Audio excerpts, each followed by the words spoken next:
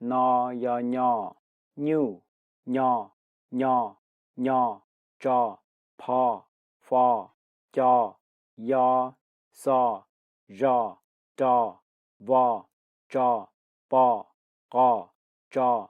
nho, po, nha, nhẹ, nhện, nhẹ, nhỏ, nhó, nhông, nhọ, nhu, trên, po, nhua, như, phái, kia, gì, xe, nhện, nhện, nên, nhỏ, trí, phở, nhông, nhông, đỏ, đỏ, đĩa, đi, đa, đua, đỡ, đồng, đại, no, cờ,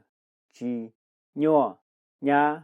chi, nhẹ, bò, giờ, của, yên, nhó, tỏ, hạ, rộng, mua, trọ, cờ, chó, nhu, cụ, mua, rò,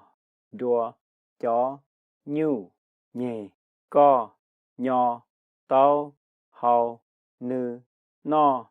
trên, hứ, nhẹ, nhẹ, của, nhẹ, no, nhẹ, mê, nhỏ, mó, mê, nhỏ, qua, nhu, nhẹ, nhỏ, nhu, nhện, nhua, đỏ, đu, đà, đi.